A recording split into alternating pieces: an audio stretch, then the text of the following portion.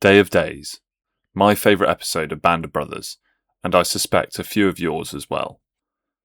First, Lieutenant Dick Winters leads ragtag elements of Easy Company, and others, barely a platoon, against a prepared German artillery position dug into the grounds of Brecourt Manor.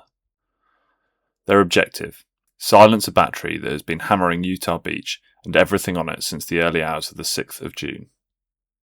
This assault has been covered extensively, and deservedly so. I've linked an excellent breakdown by the Operations Room in the description. And by God, if you somehow haven't watched Band of Brothers, stop this video immediately and begin watching it. But back to the issue at hand. There's a specific moment in this episode that always catches my attention, as would suit an ardent gunner. During his O group, Winters tells his men they'll carry TNT to spike the guns. Have been spotted in a field down the road a ways. Major Strahan wants to take him out. There are 2 guns that we know of firing on Utah Beach. Plan on a 3rd and a 4th here and here. The Germans are in the trenches with access to the entire battery and with machine gun cover in the rear. We'll establish a base of fire and move under it hard and fast with 2 squads of 3. How many crowds do you think we're facing? No idea. No idea. We'll take some TNT along with us to spike the guns. Lieutenant, your responsibility. Spike the guns. Most of you watching will know exactly what happens next. But where does that phrase actually come from? What does it mean? And does it still mean anything on a modern battlefield? Welcome to The Ardent Gunner.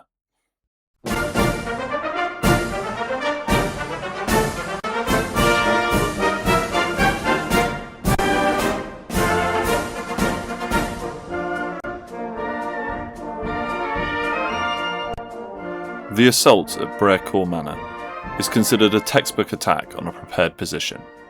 You'll see it taught at West Point to this day. Winters had limited men, no heavy weapons worth speaking of, and a position that by rights should have required a far larger force to reduce. He outflanked it, cleared it trench by trench, and put all 4 guns out of action. The battery was most likely the 6th Battery of the 191st Artillery Regiment, although the records of the 91st Air Landing Division were almost entirely lost in the fighting, so that identification remains provisional. The guns themselves were almost certainly 10.5cm field howitzers, the standard German calibre of the war, with some debate over which exact field howitzer they were. The battery, as part of a mountain artillery unit, was normally equipped with a 10.5cm mountain howitzer. But pictures likely from Brecourt Manor post-fighting picture the more common field howitzer 18. Either way, it was certainly a 105mm gun. That was not what Easy Company's battalion commander, Lieutenant Colonel Robert Strayer, calls them in the episode. He refers to them as 88. That's an error the show deliberately keeps in, because it was an error Allied troops made constantly throughout the war. Any German gun, regardless of what it actually was liable to be reported as an 88, a reflection of the almost mythological reputation the 8.8cm flat gun had acquired, both as an anti-aircraft weapon and pressed into the anti-tank role, as something Allied armoured crews had genuine nightmares about. In the same vein, every German tank was a Tiger tank, despite there being a very small number built overall. What the show also gets right is the method of destruction. Sergeant Bill Garnier recalled that they had initially tried grenades, and these barely left a dent. It took TNT in the barrels to do the job properly, and to set it off they used incendiary grenades rather than German stick grenades, which is the detail the show actually depicts. So Easy Company spiked the guns, but that phrase carries several centuries of weight behind it. To understand what Winters really meant, and what his predecessors in every army since gunpowder was first poured down a barrel would have recognised immediately, we need to go back considerably further than 1944. The cannon, certainly from the medieval period through to the mid-19th century, was a muzzle-loading weapon. To understand how it was disabled, you first need to understand how it worked. The process of loading a cannon was more involved than it might appear.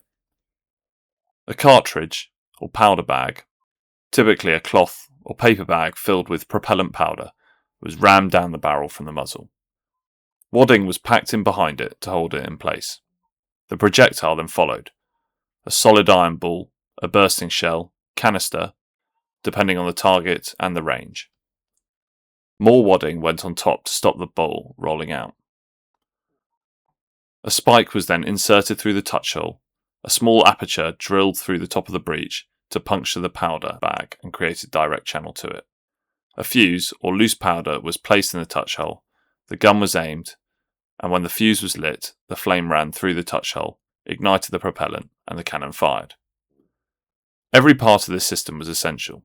Remove any one element and the cannon stopped working, but the touch hole was the critical point, and this made it an obvious target. Artillerymen and raiding parties alike carried purpose-made spikes for exactly this reason, typically made of soft iron or lead. You drove the soft metal spike into the touch hole with a hammer, and the tip would deform inside the barrel, hooking it in place. The protruding portion was then filed or hammered down flush, removing any purchase for extraction.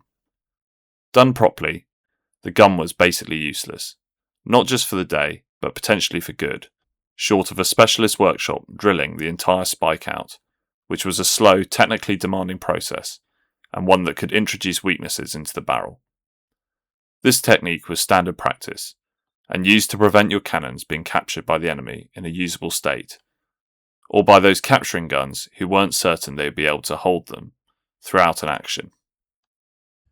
If you didn't have a proper spike to hand, anything metallic that would deform would serve the purpose, and if nothing was available at all, there was always improvisation. As I have covered previously, at the Battle of Inkerman in 1854, Russian infantry captured some British guns and attempted to put them out of action with wooden spikes, as it was all they had available. It was not a great success. Wood compresses rather than deforms, and the British were able to extract them without great difficulty by burning them out, and got their guns back into action. Spiking wasn't the only method of preventing the use of a gun, but was the best combination of effectiveness and efficiency. A quick hammer strike and some filing if you had time was fast and reliable, perfect for raiding parties under fire, or for gunners on a battery that was about to be overrun. An example that will be rather disappointing to us British, but maybe more enjoyable for our American cousins, is that of this American midshipman, sometimes identified as Midshipman David Freeman, spiking English cannons during Captain John Paul Jones's raid on Whitehaven, Cumbria, in 1778. Although it may not have been done that effectively, given that Captain Jones noted several guns firing on their boats as they returned to their ship. There were other methods of putting a gun out of action, of course. Destroying the carriage it sat on would render it immobile and unusable until replaced. Breaking the trunnions, the cylindrical projections on either side of the barrel by which it was mounted, would have the same effect. But both were slow, physically demanding, and noisy. Precisely what you didn't want to do on a gun position that might still have defenders in it. The spike, quick and effective, was by far the preferred option, hence the phrase, spiking the guns. By the 1860s, breech-loading artillery was beginning to replace the muzzle loaders that had served European armies for centuries. The Armstrong guns adopted by the British Army in 1855 were the first true breech-loaders in widespread service, designed by Sir William Armstrong, and the advantages were immediately apparent. Faster loading, better obturation, this referring to the gas seal, and significantly improved the rate of fire. By the turn of the 20th century, the muzzleloader was dead technology, surpassed with the design of breech-loading guns with ever more effective recoil systems. So there was no touch hole, and there was nothing to spike. The phrase, though, refused to die. How was spiking now to be conducted? The garrison artillery training manuals of the late Victorian and Edwardian period addressed this directly, and they distinguished between two levels of destruction: temporary disablement and permanent destruction. Temporary disablement is what you do if you think you might be able to recover the gun later. Permanent destruction is what you do when you're not coming back. If aiming to disable, the guidance was relatively straightforward. Remove or damage the sights and damage the breech mechanism. Without its sights, a gun cannot be accurately laid, and it becomes at best a weapon for area suppression at close range. Damage the breech, and that rearward obturation, The gas seal that prevents the propellant gases escaping backwards when the gun fires is compromised. That makes the gun dangerous to operate and very inaccurate. For more detail on rearward obturation, please check into our How Artillery Works series, where I'll be covering those issues in due course. For destruction, the manuals recommended something rather more dramatic. Load a shell in the normal fashion. Behind it, pack in a substantial quantity of gun cotton, the propellant that had by then replaced older black powder formulations, and tamp the remaining space with earth, rubble, or whatever was to hand to keep everything in place. The breech was then closed as far as the obstruction allowed, and the whole assembly was detonated from a safe distance. The result, reliably, was the destruction of the barrel and breech beyond any realistic hope of repair. A shell wasn't strictly necessary. Gun cotton alone would do the job, but including one significantly increased the power of the detonation. The basic principle had shifted from a metal spike in a touch hole to an improvised internal explosive charge, but the phrase remained. Modern artillery pieces are considerably more sophisticated than anything the garrison artillery manuals envisaged, but the underlying engineering of a breech-loading gun has remained recognisably similar in its principles for well over a century, and so consequently have the methods for putting one out of action. The priority, if time is limited, is the sighting and laying systems. Modern guns use optical and electronic sighting equipment that is not easily sourced or replaced in the field. Remove it, and the gun's ability to deliver accurate fire is severely degraded. Even if an enemy crew captured the weapon and managed to work around this, they'd be reduced to crude direct lay fire at relatively close range, a significant capability reduction. The next target is the breech block. The breech block is the component, as we've discussed, that seals the rear of the chamber. Damage it sufficiently and the gun becomes genuinely dangerous to the crew operating it. Remove it entirely, take it away with you, throw it in a river or bury it, and the gun is dead until a replacement can be sourced, fitted and tested. This is not a quick process, and even harder if this is not an artillery piece that your army operates on a regular basis. If destruction is required, the method recommended in modern doctrine has a direct lineage to those Edwardian manuals. Load a round backwards, that is, base first into the breech, without a fuse fitted.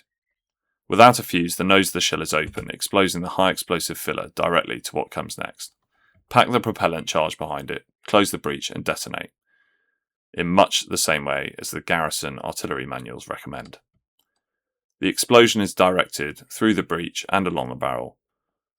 The gun's own structure is used against it. Explosive charges or thermite can be used to achieve the same result if available. So when Dick Winters told his men they'd spike the guns at Brecourt Manor, he was reaching for a phrase with 300 years of history behind it. The artillery of 1944 bore little resemblance to the muzzle-loaded cannon that gave the practice its name. There was no touch hole. There was no soft metal spike in anyone's pocket. There was TNT and there were incendiary grenades, and there was a problem to be solved. A gun is an extraordinarily valuable piece of equipment. It represents significant destructive potential. Denying it to the enemy, whether you're a gunner about to be overrun, a raiding party under fire, or a platoon of paratroopers with a beach to save, this has always been worth doing. Easy Company denied those 4 howitzers to the Germans that morning. The battery that had been pounding Utah Beach fell silent, and the guns were spiked, even if the spike was TNT. The phrase survives because the principle never changed. And if you're ever in command of a gun that's about to fall into the wrong hands, you now have a few ideas about what to do.